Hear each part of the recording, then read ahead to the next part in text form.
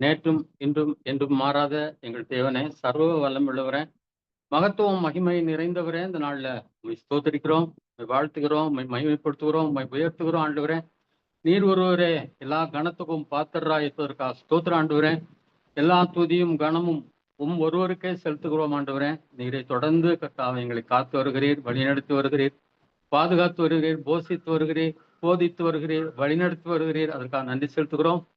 இந்த நாளிலும் கர்த்தாவே உம்முடைய வார்த்தைகளை பேசும்போது கர்த்தர் கிருபை செய்ய வேண்டும் என்று, இடைப்பட வேண்டும் என்று கெஞ்சுகிறோம். இயேசு கிறிஸ்துவின் பலமில் நாம் கேட்கிறோம் பிதாவே. ஆமேன், ஆமேன். கர்த்தருடைய நாமம் மகிமைப்படுவதாக. இந்த நாளிலையும் உங்கள் மத்தியிலே தேவனுடைய செய்தியை கொடுக்க தேவன் கிருபை செய்வதற்காக நான் நன்றி செலுத்துகிறேன். இந்த நாள்ல தேவனுடைய வார்த்தை என்பதை குறித்து நான் உங்களோடு கூட நான் பேச இருக்கிறேன். நம்ம யோவான் 1ஆம் அதிகாரம் 1ஆம் வசனத்தை யாராவது வாசிப்போம்.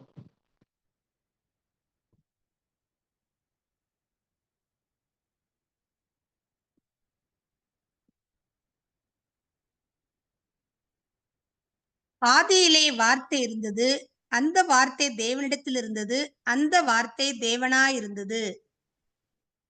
ஆதியிலே வார்த்தை இருந்தது, அந்த வார்த்தை தேவனிடத்தில் இருந்தது, அந்த வார்த்தை தேவனாய் இருந்தது அப்படின்னு சொல்லப்படுது. அப்போ அந்த வார்த்தை இப்பொழுது உருவானதல்ல, அது ஆதியிலே இருந்தது.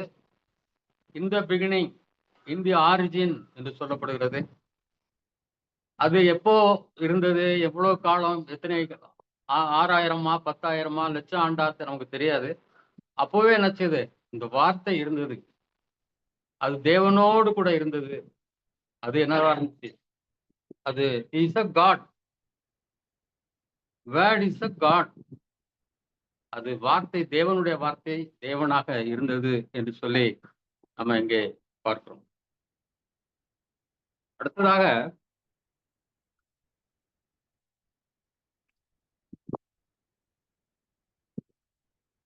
ஏசாயா 40ஆம் அதிகாரம் 6-8. ஏசாயா 40:6-8. பின்னும் கூப்பிட்டு சொல் என்று ஒரு சத்தம் உண்டாயிற்று. எண்ணத்தை கூப்பிட்டு சொல்வேன் என்றேன். அதற்கு மாம்சமெல்லாம் புல்லை போலவும் அதன் மேன்மையெல்லாம் வெளியின் பூவை போலவும் இருக்கிறது. கர்த்தரின் ஆவி அதன் மேல் ஊதும் போது புல் உலர்ந்து பூ உதிரும். ஜனமே புல், புல் உலர்ந்து பூ உதிரும். நமது தேவனுடைய வசனமோ என்றென்றைக்கும் நிற்கும் என்பதே சொல் என்று உரைத்தது. மாம்சமெல்லாம் புல், புல்லை போல, அதன் மேன்மையெல்லாம் வெளியின் பூவை போல. கர்த்தரின் ஆவி அதன் மேல் ஊதும் போது புல் உலர்ந்தது, பூ உதிரும். ஜனமே புல். அப்ப எல்லாமே ஒரு நிமிஷத்துல காய்ந்து போய்விடும், உலர்ந்து போய்விடும். ஆனால் தேவனுடைய வசனமோ எந்தெந்தைக்கும் நிற்கும் என்பதை சொல்லு என்று சொல்கிறார். இப்போ எந்தெந்தைக்கும் நிற்கக்கூடியது ஒன்னே என்னதான், நிலைத்து நிற்கக்கூடிய தேவனுடைய வார்த்தை தான். அதனால்தான் மத்தேயு 24:35 இவ்வாறு சொல்கிறது. மத்தேயு 24:35 அவங்க எல்லாரும் தெரிஞ்ச வசனம் தான்.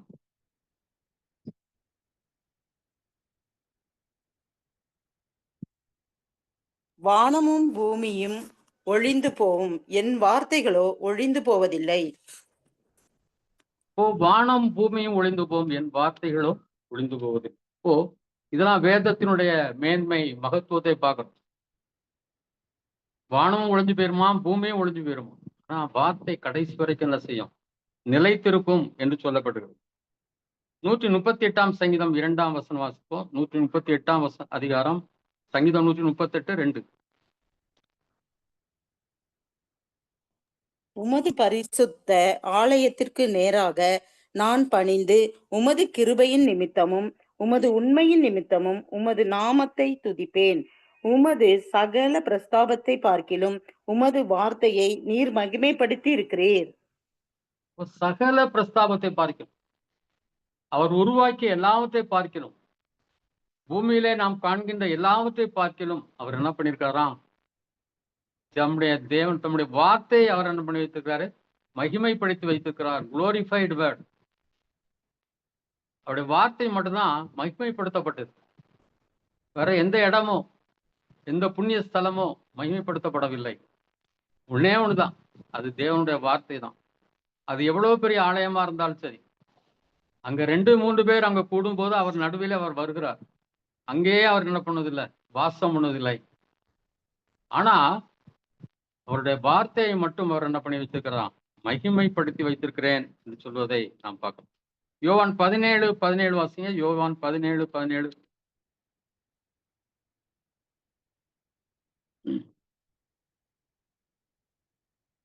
உம்முடைய சத்தியத்தினாலே அவர்களை பரிசுத்தமாக்கும், உம்முடைய வசனமே சத்தியம். உம்முடைய சத்தியத்தினாலே அவர்களை பரிசுத்தப்படுத்தும்.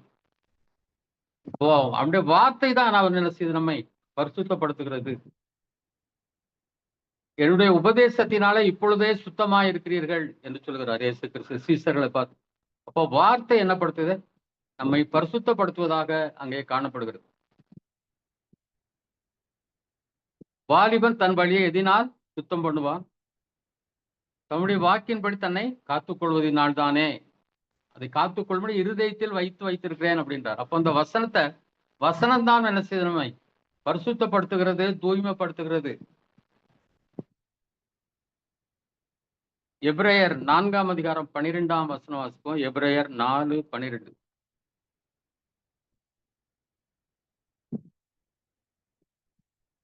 தேவனுடைய வார்த்தையானது ஜீவனும் வல்லமையும் உள்ளதாயும், இருபுறமும் கருக்குள்ள எந்த பட்டயத்திலும் கருக்கானதாயும், ஆத்துமாவையும் ஆவியையும் கணுக்களையும் ஊனையும் பிரிக்கத்தக்கதாக உருவ குத்துகிறதாயும், இருதயத்தின் நினைவுகளையும் யோசனைகளையும் வகையறுக்கிறதாயும் இருக்கிறது. இப்போ தேவனுடைய வார்த்தையை பத்தி இங்க சொல்லப்பட்டிருக்குது. அது ஜீவன் உள்ளது, உயிர் உள்ள ஒன்னே என்னதுதான், என்னுடைய வசனங்கள் ஆவியாயும் ஜீவனாயும் இருக்கிறது அப்படின்னு சொல்றாரு. ஆவியா இருக்கிற ஒரே ஒரு அது வந்து பைபிள் தான். வேற எந்த புத்தகங்களும் வேறு எந்த வேதங்களும் ஜீவன் உள்ளதா இல்லை. இது ஜீவன் உள்ளதா இருக்கிறது, வல்லமை உள்ளதா. வல்லமை, பவர் எங்க இருக்குன்னா அவருடைய வார்த்தையில. இருபுறமும் கருக்குள்ள எந்த பட்டயத்திலும் கருக்கானதாயும், ஆத்துமாவையும் ஆவியும் கணுக்களையும் ஊனையும் பிரிக்கத்தக்கதாக. அப்போ ஒவ்வொன்றையும் அது பிரிக்குது. இந்த வசனங்கள் ஊடுருவி பாய்ந்து பிரிக்கக்கூடியதாக அது அவ்வளவு சார்பானது. இருதயத்தின் நினைவுகளையும் யோசனைகளையும் வகை இருக்கிறதாயும். யோசித்தல், நினைவுங்கிறது நம்ம நினைக்கிறது மற்ற எல்லாம் முன்ன ஏற்கனவே நடந்த காரியங்களே நம்ம நினைக்கிறது. யோசிக்கிறது நாம யோசித்து பார்க்கறது, சிந்தித்து பார்க்கறது. இதை கூட சரியா தவறா என்று சொல்லி அதை என்ன செய்யுது, பிரிக்கக்கூடியதாய், அதை சரியாக நிறுத்து பார்க்கக்கூடியதாய், அப்படியாக பிரிக்கக்கூடியதாய் அந்த வேத வசனம் எல்லாத்தையும் பிரிக்கக்கூடியதாய். மனுஷனுடைய யோசனைகள், நினைவுகள், அவனுடைய எண்ணங்கள், அவனுடைய வார்த்தைகள், அவனுடைய செயல்கள் எல்லாத்திலையும் ஊடுருவி பாயக்கூடியதாக, அதை சரியாக பிரிக்கக்கூடியதாக, நன்மை தீமை என்று அதை பிரிக்கத்தக்கதான அப்படிப்பட்ட ஒரு பவர்ஃபுல்லானதான் இது வேத வசனங்கள். 37ஆம் சங்கீதத்தை நான் வாசிக்க சொன்னேன். யாருக்காவது ஆசீர்வாதமா இருந்துச்சா இல்லையா? 37ஆம் சங்கீதம் வாசிங்களா? நான் அன்றைக்கு ஒருத்தர் வீட்டுக்கு வரனால கொஞ்சம் ரெடி பண்ணிட்டு இருந்தேன். அது கொஞ்சம் நேரம் ஆயிடுச்சு, அதனால அந்த வசனத்துக்கு வர முடியல. புத்தகம் மட்டும் தான் ஒருத்தர் தான் கை ஹேண்ட்ஸ் அப் இருக்கு, அதான் கேட்டேன். நான் அன்றைக்கு திடீர்னு வாசிக்கும் போதே எனக்கு அது ரொம்ப ஆசீர்வாதமா இருந்துச்சு. நிறைய வசனங்கள் அதான் அடிக்கடி வாசிக்கணும் அந்த வசனத்தை. அதாவது 34ஆம் சங்கீதம், 37ஆம் சங்கீதம், 23ஆம் சங்கீதம், 19ஆம் சங்கீதம், 121 இந்த சங்கீதத்தெல்லாம் நம்ம என்ன செய்யணும், அடிக்கடி வாசிக்கணும். எப்போ சோர்ந்து போயிருக்குமோ அப்போதான் வேதத்தை அதிகமா தேடணும். எப்போ தாழ்ந்து போயிருக்குமோ, தளர்ந்து போயிருக்குமோ அப்போதான் நம்ம வேத வசனங்களை நம்ம என்ன செய்யணும். ஏன் தாவீதுக்கு இவ்வளவு உபத்திரவங்கள், ஏன் இவ்வளவு வேதனை பண்ணோம், தாவீது ஏன் இவ்வளவு கஷ்டங்களுக்குள்ள பாடுகளுக்குள்ள செல்ல வேண்டும்? அப்படி செல்லாவிட்டால் இதுல சங்கீதத்துல இவ்வளவு சங்கீதங்களை தாவீது என்ன செய்ய முடியாது, எழுதியிருக்க முடியாது. தன்னுடைய பாடுகளின் அனுபவம், தன்னுடைய ஜபங்கள், தன்னுடைய ஸ்தோத்திரங்கள், தன்னுடைய துதிகள், தேவனுக்கு அவருக்கு செய்த நன்மைகள் எல்லாத்தையும் எவ்வளவு அழகாக என்ன செய்திருக்கிறார், எழுதியிருக்கார். அத்தனை காரணம் அவர் பாடுகளுக்குள்ளாய் சென்றதுதான். அவ பாடுகளுக்குள்ளாய் செல்றதுங்கிறது தேவனுடைய சித்தம். ஏன் அதை அனுமதிக்கிறாருன்னா, கூடுதலா நம்ம கற்றுக்கொள்றது, இன்னும் தேவனை அதிகமா நெருங்குறது. இது தாவீதுக்கு அவரை விடவே முடியாத அளவுக்கு என்ன செய்த, அவருக்கு அவ்வளவு துன்பங்கள், அவ்வளவு வேதனைகள். அதுலதான் அவர் இதெல்லாம் சங்கீதங்கள் எல்லாம் என்ன செய்தார், எழுதினார் என்று சொல்லி நம்ம பார்க்கிறோம். சங்கீதம் 19 7ஆம் வசனம் 10ஆம் வசனம். சங்கீதம் 19 7 10. கர்த்தருடைய வேதம் குறைவற்றதும் ஆத்துமாவை உயிர்ப்பிக்கிறதுமா இருக்கிறது. கர்த்தருடைய சாட்சி சத்தியமும் பேதையை ஞானியாக்குகிறதுமா இருக்கிறது. அவைகள் பொன்னிலும் மிகுந்த பசும் பொன்னிலும் விரும்பப்படத்தக்கதும் தேனிலும் தேன் கூட்டிலிருந்து ஒழுகும் தெளி தேனிலும் மதுரமுள்ளதுமா இருக்கிறது. இப்போ இந்த 19ஆம் சங்கீதமும் ஒரு சிறந்த சங்கீதம். வேதத்துக்கு மிகவும் முக்கியத்துவப்படி எழுதப்பட்ட ஒரு சங்கீதம். அப்போ முதலாவது வேதம் என்னது, குறைவற்றது, வேல்யூபிள் அப்படின்னு சொல்லுவாங்க. அது குற்றம் உள்ளது பைபிள் அப்படி சொல்லி சில குறைபாடுகள்லாம் காட்டுவாங்க. ஆனா இட் இஸ் இன்ஃபாலிபிள், அது குறைவற்றது, குறைவே இல்லாத என்னது அவருடைய வேத புத்தகம். கர்த்தருடைய வேதம் குறைவற்றது, ஆத்துமாவை உயிர்ப்பிக்கிறது. சோர்ந்து தளர்ந்து நம்ம இருக்கும்போது நம்ம உயிர்ப்பிக்கிறது எதுதான்னா இந்த வேத வசனங்கள் தான். கர்த்தருடைய சாட்சி சத்தியமும் பேதையை ஞானியாக்குறதுமா இருக்கு. ஒண்ணுமே படிக்காத ஆட்கள், 5வது 6வது படிச்ச ஆட்கள் கூட பாஸ்டரா இருந்து இன்னைக்கு வல்லமையா, அவர்கள் மூலம் தேவன் வல்லமையான காரியங்களை செய்கிறார். ஏன்னா தேவன் அவர்களுக்கு என்ன பண்றாரு, அந்த பேதைகளை கூட ஞானியாக மாற்றுகிறார் தம்முடைய வசனத்தின் மூலம். 10ஆம் வசனம், அவைகள் பொன்னிலும் மிகுந்த பசும் பொன்னிலும் விரும்பப்படத்தக்கதும் தேனிலும் தேன் கூட்டிலிருந்து ஒழுகும் தெளிதேனிலும் மதுரம் உள்ளதுமாய் இருக்கிறது சொல்லப்படும். ஆனா இந்த அளவுக்குலாம் நம்ம விரும்புறோமா இல்லையா? பொன்னை போல இப்ப நிறைய பேர் கோல்டு வாங்கறதுக்கு ரஷ் பண்றாங்க. ஏன்னா அதனுடைய விலை ஏறிக்கொண்டே போகுது. நாளைக்கு இப்போ வாங்கி வச்சா, நாங்க போயிருக்கோம், பஹ்ரைன் போயிருக்கோம் கூட, செல்வி வீட்டுல இருக்கும்போது புத்தகம் சொன்னாங்க, நிறைய கோல்டு வாங்கி வைங்க, நான் உங்களுக்கு முன்னாலே சொன்னேன், இப்ப எவ்வளவு ஏறிட்டு பாத்தீங்களா அப்படின்னு. அப்ப அது அவ்வளவு அதிகமா விரும்புறாங்க. அது எவ்வளவு பயன் கொடுக்கும் தெரியல. பேங்க் லாக்கர்ல தான் இருக்கும். நம்முடைய மரணத்துக்கு பிறகு அது என்ன ஆகும் தெரியாது.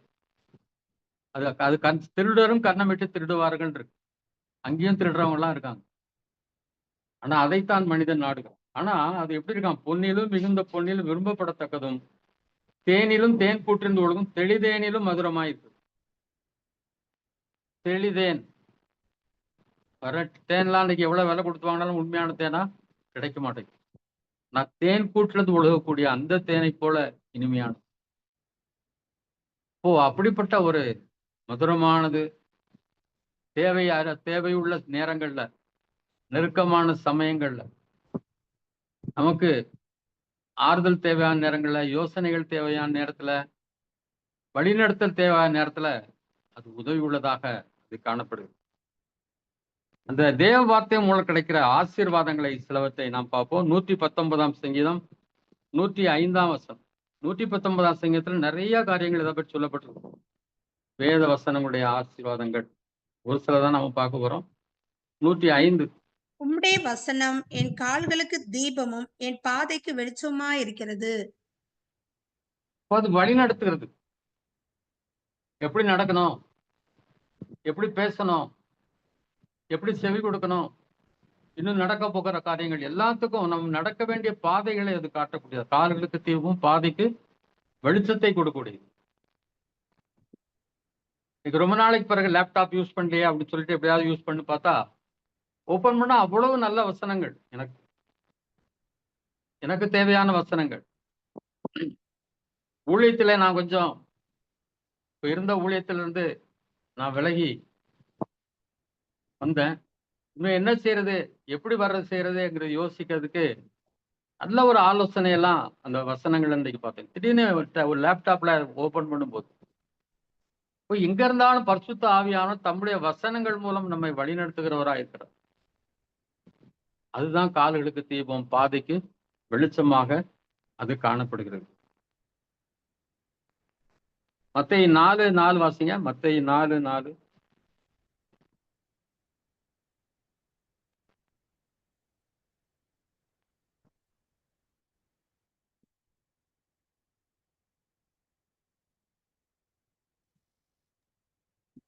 அவர் பிரதியுத்தரமாக, மனுஷன் அப்பத்தினாலே மாத்திரமல்ல, தேவனுடைய வாயிலிருந்து புறப்படுகிற ஒவ்வொரு வார்த்தையினாலும் பிழைப்பான் என்று எழுதியிருக்கிறதே என்றார். இப்போ கல்லை பார்த்து கல்லெல்லாம் அப்பமாக்கி சாப்பிடும்னு சொல்லி அவன் ஆலோசனை சொல்றான். யார் வந்து ஆலோசனை சொல்றது? சாத்தான் வந்து. நம்ம ஆலோசனை சொல்றது யாருன்னு பார்த்துக்கணும். நல்ல ஆலோசனை தான். ஏன் பசியோட இருக்கிறீங்க? கல்லை நீங்க நினைச்சாதான் அப்பமா மாற்ற முடியுமே. நீங்க தேவனுடைய குமாரனாச்சே, அதை சாப்பிடுங்க மாத்தி அப்படின்னு.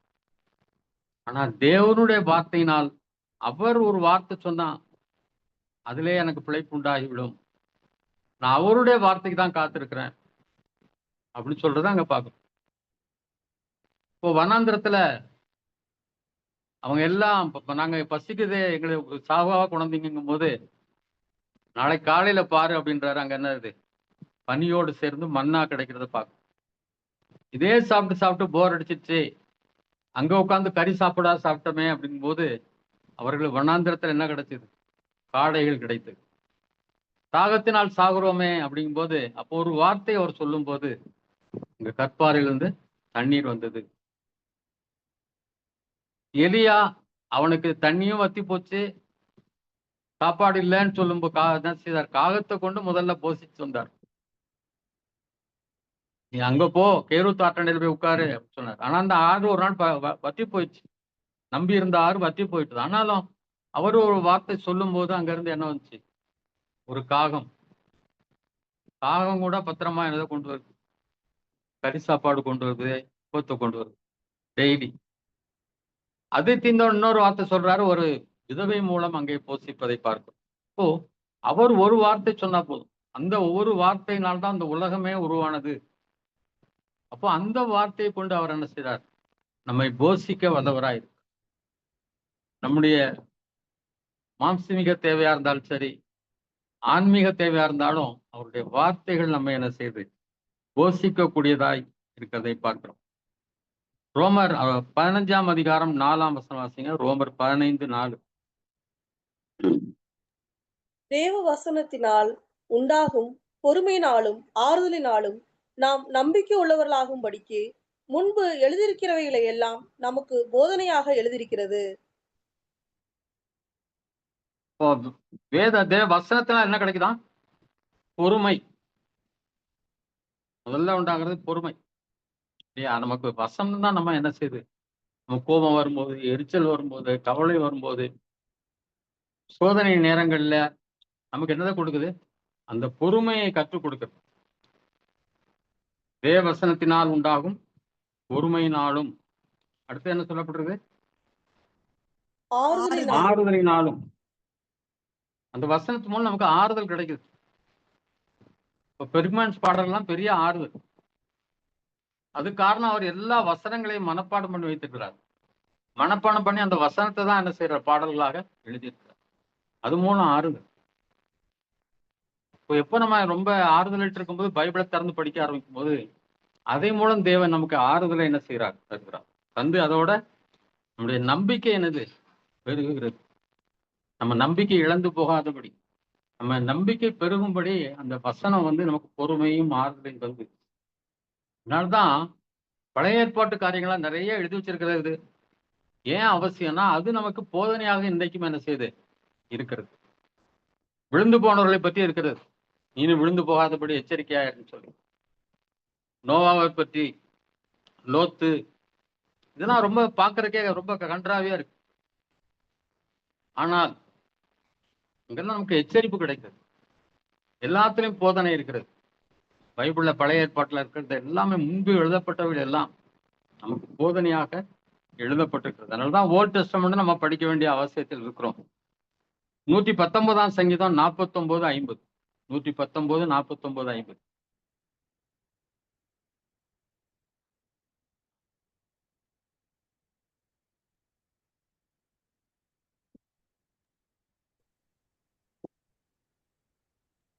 119 சங்கீதம். 49, 50. நீர் நீர் என்னை என்னை நம்ப நம்ப பண்ணின பண்ணின வசனத்தை உமது அடியேனுக்காக நினைத்தருளும். அதுவே என் சிறுமையில் எனக்கு ஆறுதல். உம்முடைய வாக்கு என்னை உயிர்ப்பித்தது. நான் இந்த வசனத்தெல்லாம் நம்புறேன். அதை நீங்க நினைச்சிருங்க ஆண்டவரே. அந்த வசனத்தை நினைச்சீங்க, நான் அந்த வசனத்தை தான் நம்பி இருக்கிறேன். அதுவே சிறுமையில் என்ன ஆறுதல். இப்போ வசனம் தான் சிறுமையில் என்னது நமக்கு ஆறுதல். எந்த மனுஷனும் கிடையாது, எந்த மனுஷையும் கிடையாது, எந்த போதகரும் கிடையாது, எந்த ஊழியக்காரரும் கிடையாது. இந்த வசனம் தான். உங்களுடைய வாக்கு என்ன செய்தது? உயிர்ப்பித்தது. ஒரு வசனம் கிடைச்சா போதும். எவ்வளவு சோர்ந்து போயிருந்தாலும் நம்ம என்ன செய்யலாம், அது உயிர்ப்பித்து விடும். எங்கேயோ ஒரு இடத்துல ஒரு கார்ல பின்னால் எழுததா இருக்கலாம், அல்லது ஏதோ ஒரு வீட்டுல எழுதப்பட்டதா இருக்கலாம், எதுவாகவும் இருக்கலாம். மதுரையில கள்ளழகர் திருவிழா நடந்த காலம் நாங்க எங்களுக்கு தெரியாது. உள்ள போனா எல்லா இடத்துலயும் முக்கியமான ரோடெல்லாம் செலுத்தலாம், அப்போதான் பிளாக் பண்றான். ரொம்ப கஷ்டப்பட்டு காரே ஓட்ட முடியல. கார்ல இருந்து புகை வருது. ஒருத்தர் சொல்றான் கார்ல டயர்ல இருந்து புகை வருது. ஏன்னா அந்த கியர் பாக்ஸ் இதாகி போட்டு போட்டு போட்டு ஸ்லோவா போய் நிறுத்தி போனது. அப்படி என்ன பண்ணனே தெரியல. அங்க பாத்தீங்கன்னா ஒரு வீட்டுல வசனம் இருக்கும், உனக்கு இருக்கிற படத்தோட போ அப்படின்னு. ஒரு பெரிய தைரியம் வந்துச்சு. எனக்கு ஒரு எந்த ப்ராப்ளமும் இல்லாம அந்த வண்டியில போய் பார்த்தா ஒன்றும் பிரச்சனை இல்லை. இப்போ எங்கேயோ எழுதப்பட்ட ஒரு வசனம் மூலம், யார் மூலமா சொல்லப்படுற ஒரு வாக்கு நம்ம என்ன செய்கிறது? உயிர்ப்பிக்கக்கூடியதா இருக்கு. அதனால வேத வசனத்தை நம்ம ரொம்ப விரும்பணும், ரொம்ப நேசிக்கணும், அதான் அதிகமா தேடணும். அதை குறித்து நாம் பார்க்க போறோம். அதே அதிகாரத்துல 100ஆம் வசனம், 101ஆம் வசனம் வாசிங்க. 100, 101. உம்முடைய கட்டளைகளை நான் கைக்கொண்டு இருக்கிறபடியால் முதியோர்களை பார்க்கிலும் ஞானமுள்ளவனாய் இருக்கிறேன். உம்முடைய வசனத்தை நான் காத்து நடக்கும்படி சகல பொல்லாத வழிகளுக்கும் என் கால்களை விலக்குகிறேன். இப்போ வசனத்தை நான் காத்து நடக்க முடியும், உங்களுடைய கட்டளைகளை நான் கை கொண்டிருக்கிறபடியால் முதியோர்களை பார்க்கிலும் ஞானமுள்ளவனாயிருக்கிறேன் என்றார். 98ஆம் வசனத்துல பாத்தீங்கன்னா, முத வேதத்தில் நான் எவ்வளவு பிரியமாயிருக்கிறேன், நாள் முழுதும் அது என் தியானம். நீர் உம்முடைய கற்பனைகளை கொண்டு என்னை என் சத்துருக்களிலும் அதிக ஞானமுள்ளவனாய் ஆக்குகிறேன். அப்போ வேத வசனம் நம்ம என்ன செய்யுது? ஞானம் உள்ளவர்களாய் மாற்றுகிறது. இன்னொருத்தர் சொல்றாரு, என்னை போதிக்கிறவர்களிலும் என்னை ஞானம் உள்ளவர் ஆக்குனீர் அப்படின்னு சொல்றாரு. இப்போ வேதம் நம்மை ஞானி ஞானம் உள்ளவர்களாய் மாற்றுகிறது. பேதைகளை ஞானியாக்குகிற தான் வேத வசனம். இதே அதிகாரம் 92ஆம் வசனம். உமது வேதம் என் மனமகிழ்ச்சியா இராது இருந்தால் என் துக்கத்திலே அழிந்து போயிருப்பேன். அவருடைய அனுபவத்தை பாருங்க. இது ஒருவேளை எஸ்ரா எழுதுன்னு சிலர் சொல்றாங்க. அது என்னுடைய மன மகிழ்ச்சியா இராவிட்டால் துக்கத்துல அழிந்தே போயிருப்பேன்னு சொல்றாரு. அதெல்லாம் வாழ்க்கையில உண்மைதான். இத்தனை ஆண்டுகள் என்னால்தான் வாழ முடிந்த, கிறிஸ்துவ பின்பற்ற முடியுதான் காரணம் வேத வசனத்தினுடைய ஆறுதல். அது கொடுக்கிற தைரியம், அது கொடுக்கிற மன மகிழ்ச்சி, அது கொடுக்கிற வழிநடத்துதல். நான் துக்கத்திலே அழிந்து போயிருப்பேன், அது என்னுடைய வேத வசன் மன மகிழ்ச்சி. 165வது வசனம். உம்முடைய வேதத்தை நேசிக்கிறவர்களுக்கு மிகுந்த சமாதானம் உண்டு, அவர்களுக்கு இடரல் இல்லை. நேசிக்கிறது என்ன உண்டா? மிகுந்த சமாதானம் உண்டா. அதை நேசிச்சா போதும். அதை நேசித்து அதை வாசிக்கிறவங்களுக்கு மிகுந்த சமாதானம். அவர்களுக்கு என்ன கிடையாதான்? இடரல் இல்லை. அவங்க இடறி போக மாட்டாங்க. வேற யாரும் அவங்களுக்கு தவறான உபதேசங்களை கற்றுக் கொடுக்க முடியாது, அவளை வஞ்சிக்க முடியாது. நான் அவர்கள் வேதத்தை நேசிக்கிறவர்கள்.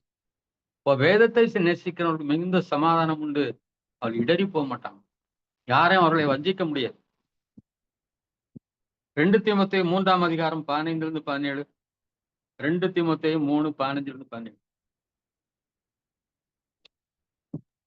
கிறிஸ்து இயேசுவை பற்றும் விசுவாசத்தினாலே உன்னை ரட்சிப்புக்கேற்ற ஞானமுள்ளவனாக்கத்தக்க பரிசுத்த வேத எழுத்துக்களை நீ சிறுவயது முதல் அறிந்தவன் என்று உனக்கு தெரியும். வேத வாக்கியங்கள் எல்லாம் தேவ ஆவியினால் அருளப்பட்டு இருக்கிறது. தேவனுடைய மனுஷன் தேறினவனாகவும் எந்த நற்கிரியையும் செய்ய தகுதியுள்ளவனாகவும் இருக்கும்படியாக அவைகள் உபதேசத்திற்கும், கடிந்து கொள்ளுதலுக்கும், சீர்திருத்தங்களுக்கும், நீதியை படிப்பிக்குதலுக்கும் பிரயோஜனம் உள்ளவைகளாய் இருக்கிறது.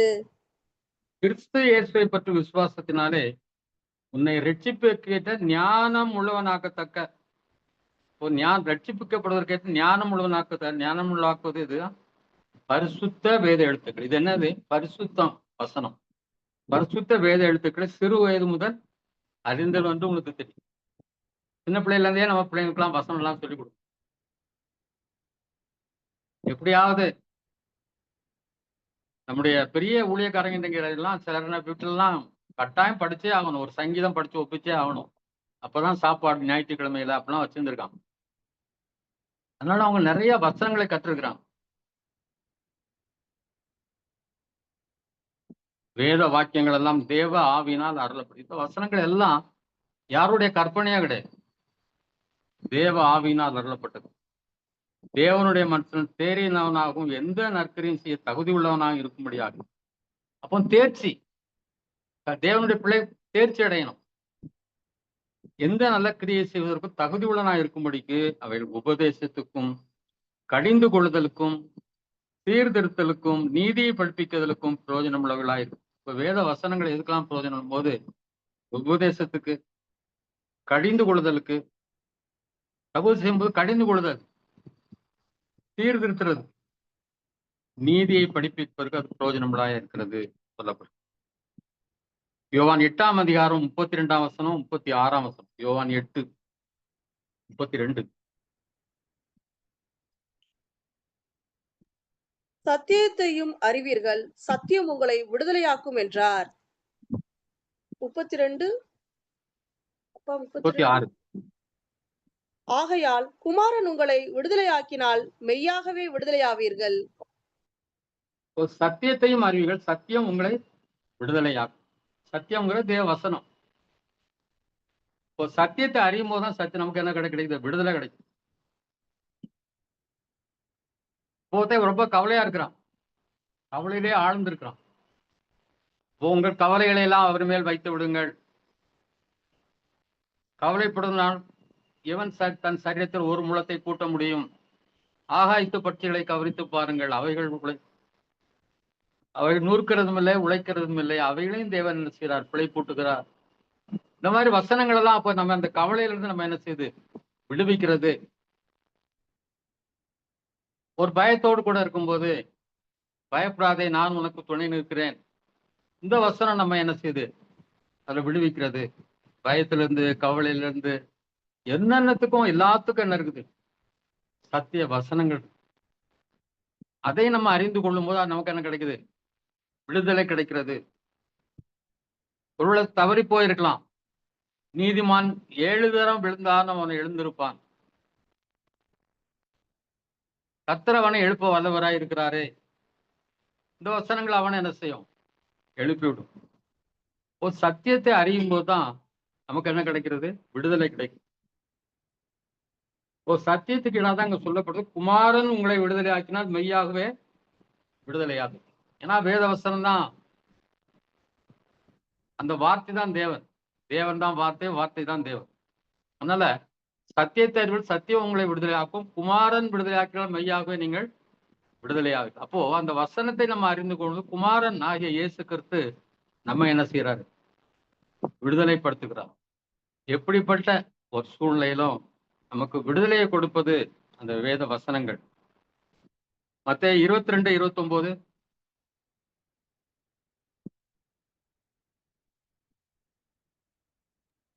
இயேசு அவர்களுக்கு பிரதியுத்தரமாக, நீங்கள் வேத வாக்கியங்களையும் தேவனுடைய வல்லமையும் அறியாமல் தப்பான எண்ணம் கொள்கிறீர்கள். ஏன் நமக்கு தவறான எண்ணங்கள் வருது வேத வசனங்கள்ல? முக்கியமாக இங்க என்ன பிரச்சனை அப்படின்னா, அந்த சதுசேயர் ஒரு சம்பவத்தை சொல்றான். ஒருத்தங்க அவனுடைய மனைவி இறந்து போயிட்டா. அப்போ அவனுக்கு 2வது அவனுடைய தம்பி அவனை கல்யாணம் பண்றான். அவனும் இறந்து போயிட்டான். அப்புறம் அடுத்தவன் கல்யாணம் பண்றான். இப்படி 7 சகோதரர் அந்த பெண்ணை கல்யாணம் பண்ணியிருந்தாங்க. அப்போ அவன் யாருக்கு இப்ப உயிர்த்தெழுதல யாருக்கு மனைவியா இருக்கான்னு கேட்கிறான். ஏன்னா அவங்க உயிர்த்தெழுதல நம்புறது கிடையாது, சதுசேயர். அப்போ ஆண்டவர் அப்போதான் அவர் சொல்றாரு, உயிர்த்தெழுதல் கொள்வனையும் இல்லை, கொடுப்பனையும் இல்லை, அவருக்கு பரலோகத்திலே தேவதூதரை போல் இருப்பார்கள். ஏன்னா அவங்களுக்கு வேத வசனம் தெரியல. அங்க போய் பரலோகத்தில் நம்ம தேவதூரை போல இருக்கிற வசனம் தெரியாதனாலதான் அவங்களுக்கு இந்த குழப்பம். இப்போ நமக்கு எதெல்லாம் வேதத்துல குழப்பங்கள் வர்றதா காரணம் என்ன தெரியல, வேத வசனங்கள் நமக்கு தெரியல. இப்போ வேத வசனங்களை நம்ம தெளிவாக என்ன செய்ய நம்ம அறிந்து கொள்ள வேண்டியது ரொம்ப ரொம்ப அவசியம். அடுத்ததாக இந்த வேத வசனத்தை கேட்பது, அதை தியானித்தது, அதை ஆராய்தல் அவசியம். அதை குறித்து நாம் பார்ப்போம். 1 பேதுரு 2ஆம் அதிகாரம் 1-3 வாசிங்க. 1 பேர் 2, 1-3. இப்படி இருக்க கர்த்தர் தயவுள்ளவர் என்பதை நீங்கள் ருசித்தது உண்டானால் சகல துர்க்குணத்தையும் சகலவித கபடத்தையும் வஞ்சகத்தையும் பொறாமைகளையும் சகலவித புறங்கூறுதலையும் ஒழித்துவிட்டு நீங்கள் வளரும்படி புதிதாய் பிறந்த குழந்தையைப் போல திருவசனமாகிய களங்கமில்லாத ஞானப்பாலின் மேல் வாஞ்சையா இருங்கள். இப்போ என்ன குணங்கள்லாம் இருக்கு பாருங்க. துர்க்குணங்கள், கபடம், வஞ்சகம், பொறாமை, புறங்கூறுதல். கிறிஸ்தவ பிள்ளைகளுக்கு சபைக்கு எழுதுறதுதான் புறங்கூறுதல். அங்க இருந்து அடுத்தவன்ட்ட சொல்லி விடுறது. சகலவித புறங்கூறுதல், அது என்னன்னு தெரியல. சகலவித புறங்கூறுதல், சகல துர்க்குணம். இதெல்லாம் துர்க்குணங்கள் இருக்குதோ. ஒருத்தர் சொன்னார், அவர் சண்டே ஸ்கூல்ல பிள்ளைகள் எல்லாம் ஒருத்தட்ட போகலையா, மட்டும் நிறைய பேர்கிட்ட போய் படிக்க போச்சு, ஆனா ஒருத்தட்ட மட்டும் போகலையா. ஏன்னு கேட்கும்போது ஒருத்தர் பசங்களாம் சொன்னாங்களா, அவர் தம் அடிக்கிறாரு அப்படின்னு. இங்க இருக்கும்போது நல்லா தான் இருக்காரு, வெளியே போய் தம் அடிச்சிட்டு இருக்காரு. அது துர்க்குணங்கள். அதை போன்ற நம்மிடத்துல இருக்கக்கூடிய சில துர்க்குணங்கள், அதெல்லாம் ஒழிக்கணும். கபடம்,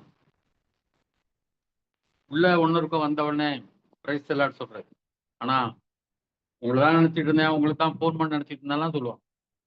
அடுத்து வஞ்சித்தல், ஏமாத்துறது, பொறாமை. குணங்கள்லாம் இல்லைனாலும் பொறாமை வந்துடும். புறங்கூறுதல், இதெல்லாம் ஒழிச்சிட்டு என்ன செய்யணுமா, வளரும்படி.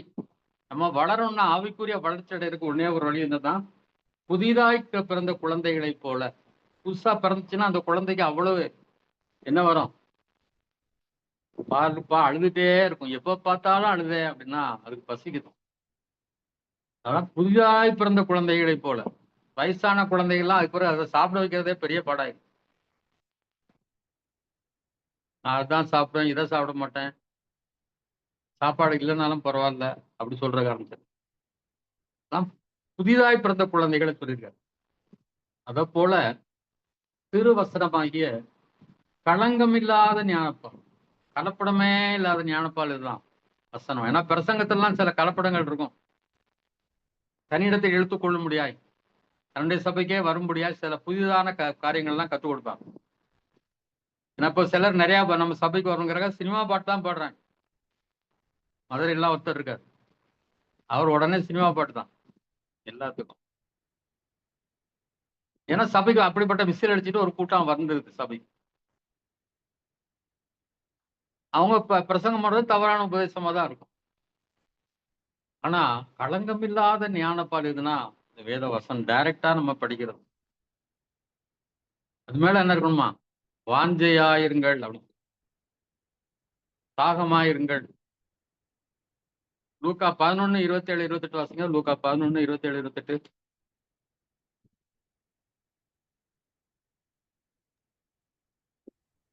அவர் இவைகளை சொல்லுகையில் ஜனக்கூட்டத்திலிருந்து ஒரு ஸ்திரீ அவரை நோக்கி, உம்மை சுமந்த கர்ப்பமும் நீர் பாலுண்ட முலைகளும் பாக்கியம் உள்ளதென்று சத்தமிட்டு சொன்னாள்.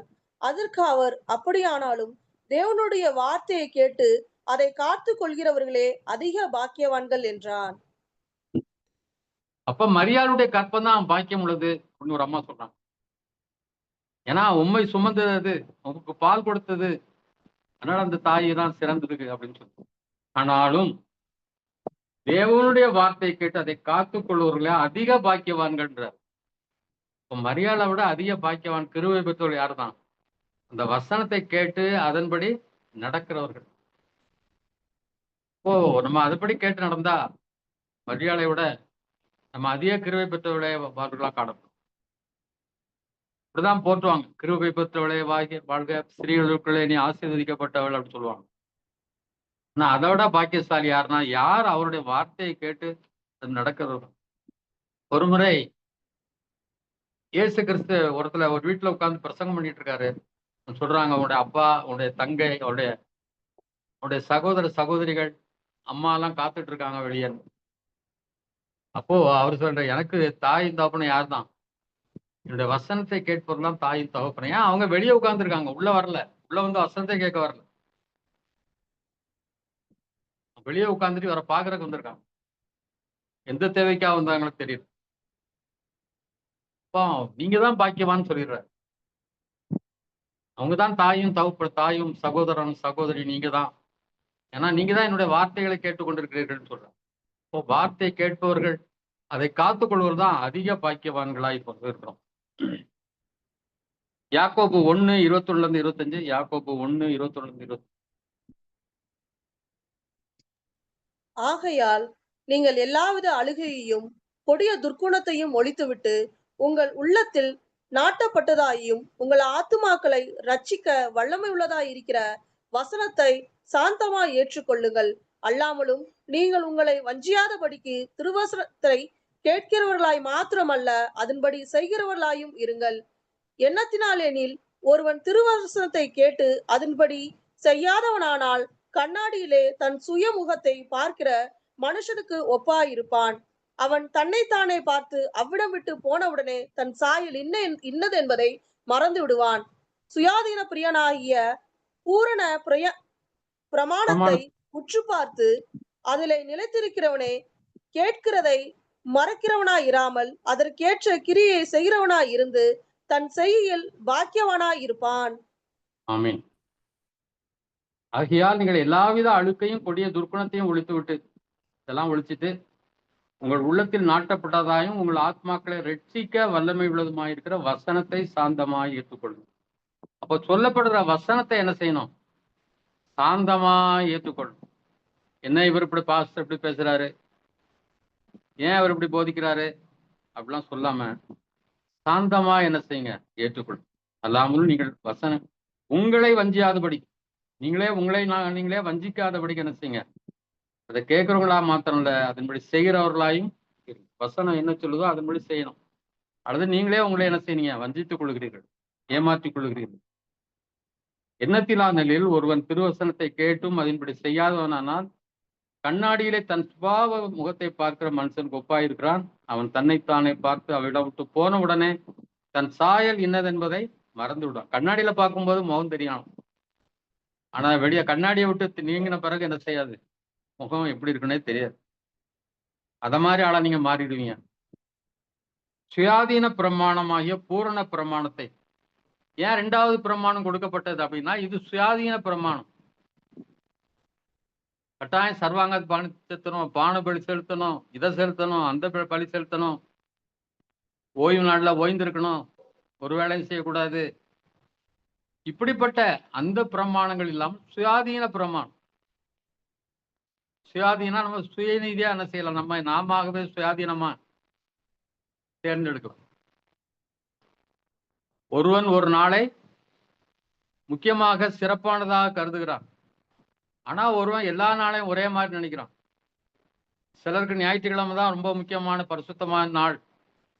அதுவும் முதல் வார ஞாயிற்றுக்கிழமை திருவிருந்தன்னைக்கு தான் ரொம்ப பரிசுத்தமான நாள் நினைப்பான். ஒருத்தன் அப்படி இல்லை, எல்லா நாளும் பரிசுத்தமான நாள் தான் நினைப்பான். ஒருவன் ஒரு பண்டிகை முக்கியம் நினைப்பான், ஒருத்தன் பண்டிகை முக்கியம் இல்லைன்னு நினைப்பான். இப்போ இதுல நம்ம எப்படி வேணாலும் சுயாதீனமா இருக்கோம். அது சுயாதீன பிரமாணம். இது ஃபாஸ்டிங் கட்டாயம் இருக்கணும், வாரத்துக்கு ஒருக்கா ஃபாஸ்டிங் இருக்கணும் அப்படிலாம் கட்டளை கிடையாது. என்னை பொறுத்தவரை தசம பாகமும் அப்படிதான் புதிய ஏற்பாட்டில். இப்போ சுயாதீன பிரமாணமாகிய இந்த பூரண பிரமாணம், இதுதான் பூரண பிரமாணம். இதை உத்து பார்த்து அதிலே நிலைத்திருக்கிறவனே கேட்கிறதை மறுக்கிறவனாய் இருக்காமல் அதற்கேற்ற கிரியை செய்கிறவனாய் இருந்து தன் செய்கையில் பாக்கியவானாய் இருப்பான். அப்போ அந்த வசனத்தை கேட்டு போறதுல பிரயோஜனம் இல்லை. அதை கேட்டு அதன்படி என்ன செய்யணும்? நடக்கிறவன் தான் அதிக பாக்கியவான்.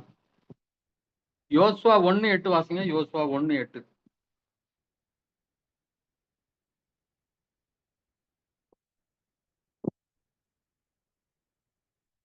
இந்த நியாயப்பிரமாண புஸ்தகம் உன் வாயை விட்டு பிரியாதிருப்பதாக. இதில் எழுதியிருக்கிறவைகளின்படியெல்லாம் நீ செய்ய கவனமாய் இருக்கும்படி இரவும் பகலும் அதை தியானித்துக் கொண்டிருப்பாயாக. அப்பொழுது நீ உன் வழியை வாய்க்க பண்ணுவாய், அப்பொழுது புத்திமானாயும் நடந்து கொள்ளுவாய். இந்த புஸ்தகம் ஒண்ணு வாயை விட்டு நினைச்சக்கூட புரியக்கூடாது. இதெல்லாம் உள்ளதெல்லாம் செய்ய கவனமா இருக்கும்படி என்ன செய்யணுமா? இரவும் பகலும் அதை தியானித்து கொண்டிருப்பாயா. இந்த வசனத்தை இன்றைக்கு இப்படி சொல்லியிருக்கேன், இந்த வசனம் இப்படி சொல்லியிருந்தே அப்படி சொல்லி அந்த வசனத்தையே என்ன செய்யணும்? அசைப்பட்டுட்டே இருக்கு. மாடு பார்த்தீங்கன்னா அவசர அவசரமா புல்ல சாப்பிட்டு வந்து அப்புறம் உட்கார்ந்து மெதுவா என்ன செய்யும்? திரும்பவும் வயிற்றுக்குள்ள போய் அதை கொண்டு வந்து திரும்பவும் அதை என்ன செய்ய நல்லா சுவைச்சு சாப்பிடும். அத மாதிரி நம்ம வசனங்களை படித்து விட்டு அந்த வசனத்தை திரும்பவும் என்ன செய்யணும்? அதை நினைவில் கொண்டு வந்து தியானிக்கணும். டாக்டர் செல்வின்லாம் அந்த விசிட்டிங் கார்டை சொல்லுவார். விசிட்டிங் கார்டில் அன்னைக்கு ஒரு வசனத்தை எழுதி வச்சுங்க. எழுதி வச்சு அடிக்கடி உங்களுக்கு டைம் இருக்கு மாதிரி எடுத்து பாருங்க அப்படின்னு சொல்லுவார். இப்போ அந்த வசனம் மனப்பாடம் ஆயிடும். நான் கொஞ்ச நாள் ப்ராக்டிஸ் பண்ணி அதெல்லாம் இப்போ விட்டுட்டேன். அதனால இப்போ என்ன அப்படி இருக்கு? இந்த வேத வசனத்தை கூடிய அறிவு கொஞ்சம் வனாந்திரமா தான் இருக்கு. உன் வழியை வாய்க்க பண்ணுவாய், புத்திமானாயும் நடந்து கொள்வாய் அப்படின்றார். எப்படின்னா வசனங்களை தியானித்துக் கொண்டிருக்கும் போது கர்த்தருடைய வேதத்தில் பிரியமாயிருந்து இரவும் பகலும் அது தியானமாயிருக்கிற மனுஷன் பாக்கியவான். அவன் நீர்க்கால்களின் ஓரமாய் நடப்பட்டு தன் காலத்தில் தன் கனியை தந்து இலையுதிராதிருக்கிற மரத்தை போல் இருப்பான். அவன் செய்வதெல்லாம் வாய்க்கும் சொல்ல. அதனால வசனத்தை தியானிக்கிறதுக்கு நம்ம முக்கியத்துவம் கொடுக்கணும். வெறும் படிச்சுட்டு போறாம அதன்றைக்கு என்ன படிச்சோம் அதை யோசித்து அதையே தியானித்துக் கொண்டிருப்பது சிறந்தது. நீதிமொழிகள் 3ஆம் அதிகாரம் 1-4. நீதிமொழிகள் 3:1-4.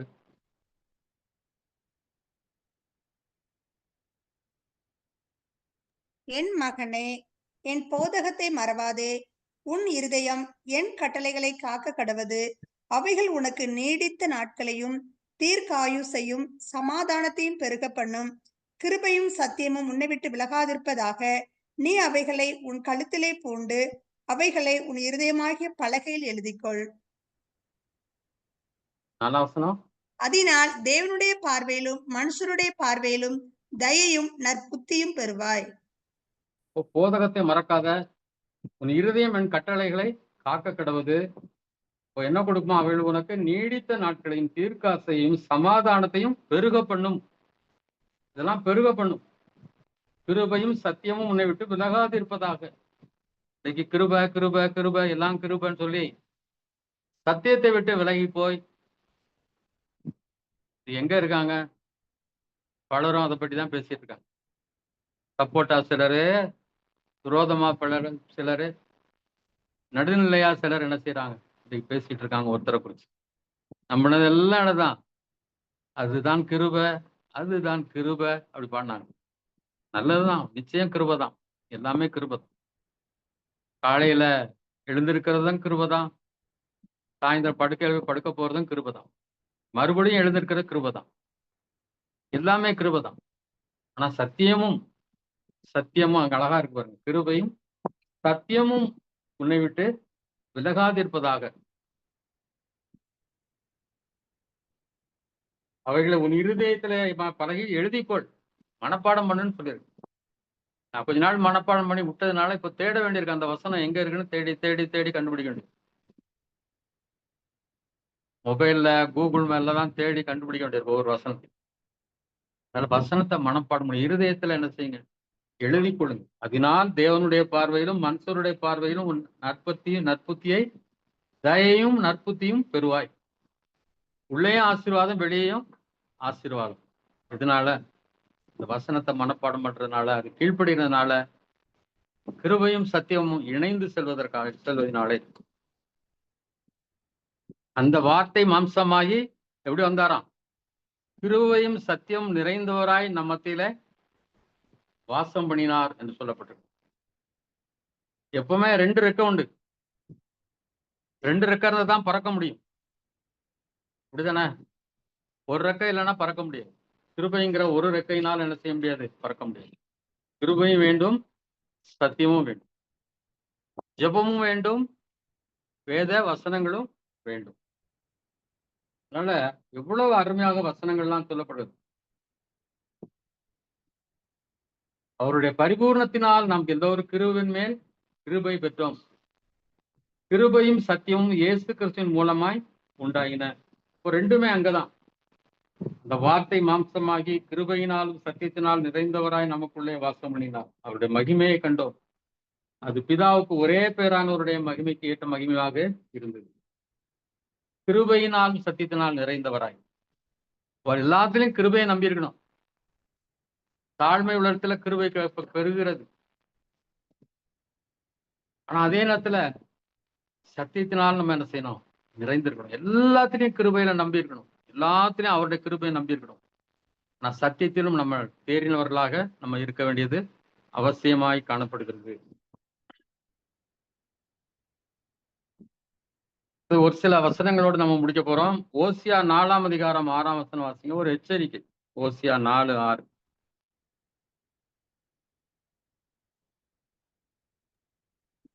நீ கழுகை போல உயர போனாலும், நீ நட்சத்திரங்களுக்குள்ளே உன் கூட்டை கட்டினாலும், அவ்விடத்திலிருந்து உன்னை விழ தள்ளுவேன் என்று கர்த்தர் சொல்கிறார். ஏசாவின் ஓசியா சாரிப்பா உபதியா எடுத்து அப்ப ஓசியா 4:6. என் ஜனங்கள் அறிவில்லாமையினால் சங்காரமாகிறார்கள். நீ அறிவை வெறுத்தாய், ஆகையால் நீ என் ஆசாரியனாய் இராதபடிக்கு நானும் உன்னை வெறுத்து விடுவேன். நீ உன் தேவனுடைய வேதத்தை மறந்தாய், ஆகையால் நானும் உன் பிள்ளைகளை மறந்து விடுவேன். கடினமான வார்த்தை பாருங்க. நீ என் வேதத்தை மறந்தாய், நான் உன் பிள்ளைகளை மறந்து விடுவேன். இப்போ வேதத்தை மறக்கிறதுங்கிறது வேதத்தை வாசிக்கிறது மட்டுமல்ல, வேத வசனத்துக்கு கீழ்ப்படிந்து நடப்பது. அதனால அது ரொம்ப ரொம்ப அப்ப என் ஜனங்கள் அறிவில்லாமையினால் சங்காரமாகிறார்கள். நீ அறிவை வெறுத்தாய், ஆகியால் நானும் உன்னை வெறுத்து விடுவேன். நீ உன் தேவனுடைய வேதத்தை மறந்தாய், ஆகையால் நானும் உன் பிள்ளைகளை மறந்து விடுவேன். வேதத்துக்கு முக்கியத்துவம் கொடுப்போம், வேத வசனங்களுக்கு முக்கியத்துவம் கொடுப்போம், அது கீழ்ப்படி ஆரம்பிப்போம். அதனால நமக்கு ஒரு சேதம் வராது என்று சொல்லி சொல்லப்பட்டது. மத்தேயு 13:23. மத்தேயு 13:23.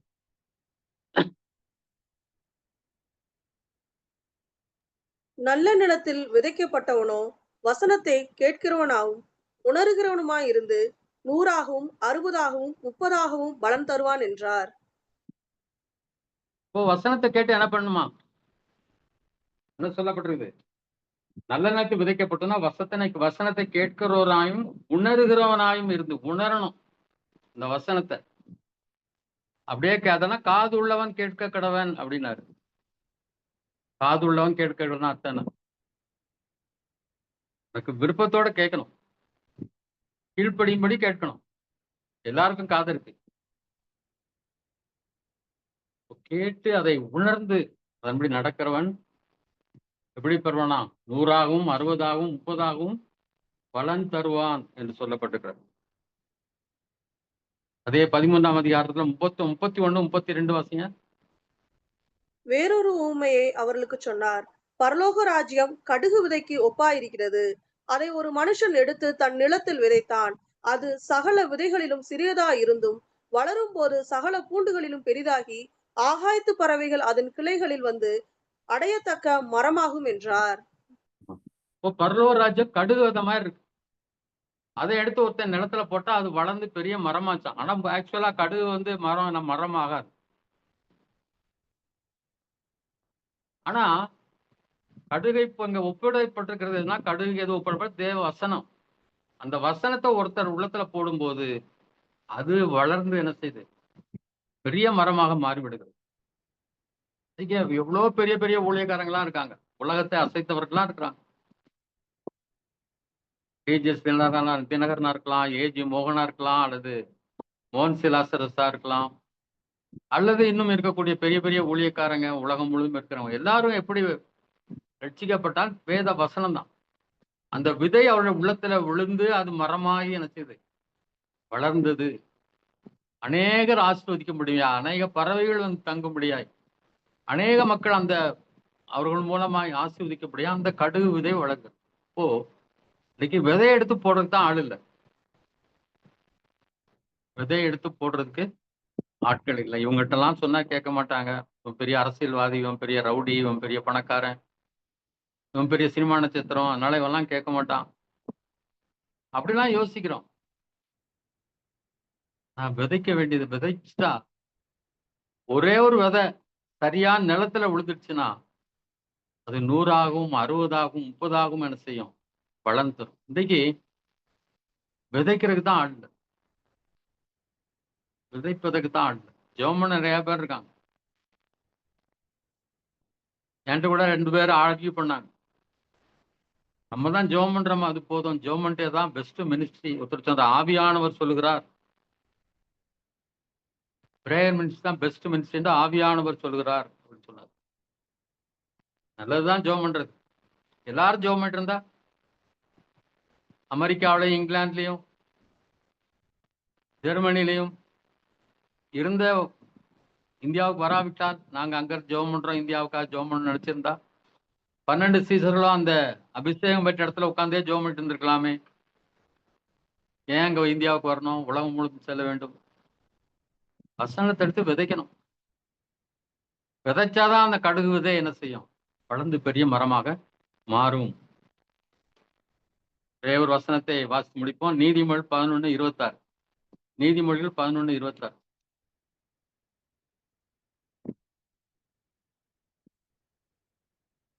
தானியத்தை கட்டி வைக்கிறவனை ஜனங்கள் சபிப்பார்கள், விற்கிறவனுடைய தலையின் மேல் ஆசீர்வாதம் தங்கும்.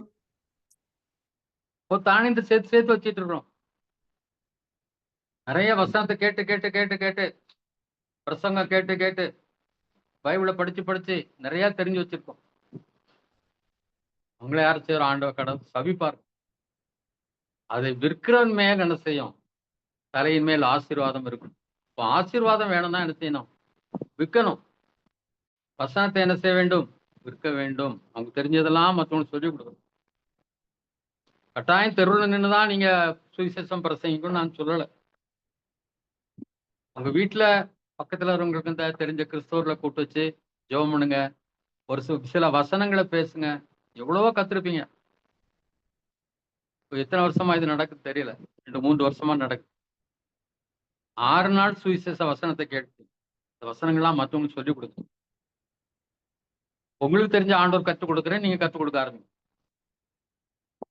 ஒரு வீட்டு சபையா மாறட்டும்.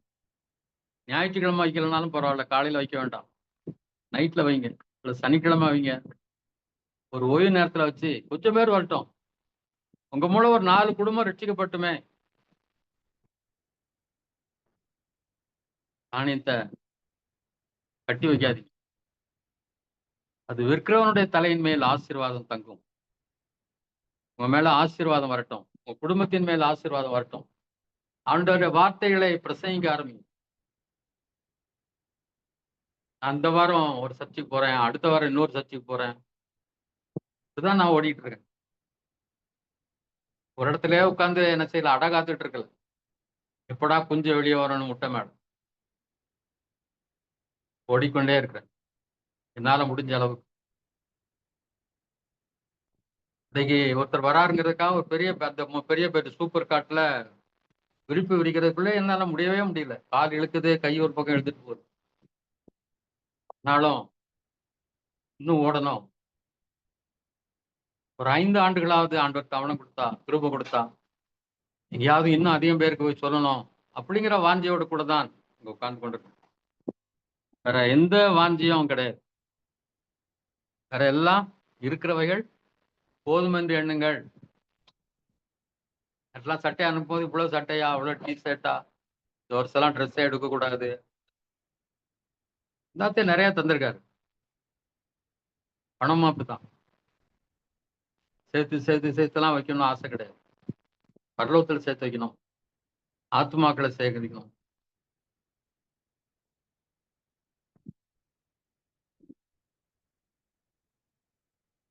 கர்த்தர் கிருபை தருவாராக.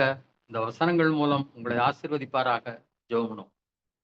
எங்கள் அன்பின் தகப்பனே, கிருபையும் இரக்கம் நிறைந்த தேவன், உம்முடைய அருமையான பிள்ளைகளுக்காக நன்றி செலுத்துகிறேன் ஆண்டவரே.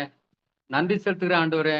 நன்றி செலுத்துகிறேன் ஆண்டவரே. கர்த்தாவே அப்பா, ஒவ்வொரு நாளும் வந்த உங்களுடைய வார்த்தைகளை மிக ஆசீர்வாதத்தோடு சந்தோஷத்தோடு கேட்கிற இந்த பிள்ளைகளை நீர் நிறைவாய் நிறைவாய் நிறைவாய் ஆஸ்வதிக்க கேட்கிறோம் ஆண்டவரே. ஒன்றிலும் குறைந்து போகாதபடி ஆண்டவர் எல்லாவற்றிலும் நிறைவாய் தந்து ஆசீர்வதி ஆண்டவரே.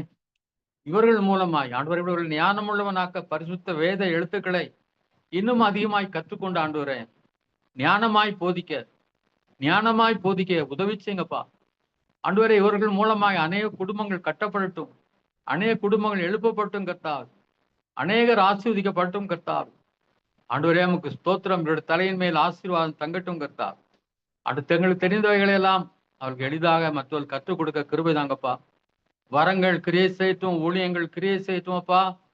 ஆண்டவரே, நீ எதற்காக இவர்களை தெரிந்து வைத்திருக்கிறீரோ, இவர்களுக்காக எதற்காக அவர்கள் போதித்து வருகிறீரோ, எதற்காக கற்றுக் கொடுத்து வருகிறீரோ, அதிலே அவள் தேர்ச்சி பெற உதவி செய்யும் அப்பா. உதவி செய். சரீரத்தில் அற்புதமான சுகத்தை கட்டு. பலவீனங்கள் சுகவீனங்கள் மறைந்து போகட்டும். பூரண சுகம் உண்டாகட்டும் கர்த்தா. பிள்ளைகள் ஆசீர்வதிக்கப்பட்டும் கர்த்தா. குடும்பங்கள் ஆசீர்வதிக்கப்பட்டும் கர்த்தா. ஆண்டவரே, பிள்ளைகளுடைய திருமண காரியங்கள் நடக்கட்டும் ஆண்டவரே. பிள்ளைகளுடைய குடும்பங்களிலே சமாதானம் சந்தோஷங்கள் பெருகட்டும் கர்த்தாவே. ஆண்டவரே, படிக்கிற பிள்ளைகள் நன்றாக படிக்கட்டும் கர்த்தாவே. படிக்கக்கூடிய கிருபைகளையும் ஞானத்தையும் தாங்க. குடும்பங்களிலே ஒரு மனம் ஒற்றுமை சமாதானம் சந்தோஷம் பெருகட்டும் கர்த்தா. சந்தோஷமே வாழ்க்கையா இருக்க, சமாதானமே வாழ்க்கையா இருக்க உதவி செய். அற்புதமாய் நடத்தும், ஆச்சரியமாய் நடத்தும். வேத வசனங்களால் நிறைத்தலும் ஆண்டவரே, வேத வசனங்களால் நிறைத்தலும். கிருபையினால் சத்தியத்தினால் இயேசு கிறிஸ்து நிறைந்தவராய் இருந்தது போல இவர்களும் உடைய கிருபையினால் உடைய வார்த்தைகளால் நிரப்பப்பட்டும் கர்த்தா. ஆசீர்வதியும் ஆசீர்வதியும் ஆசீர்வதியும் கர்த்தா.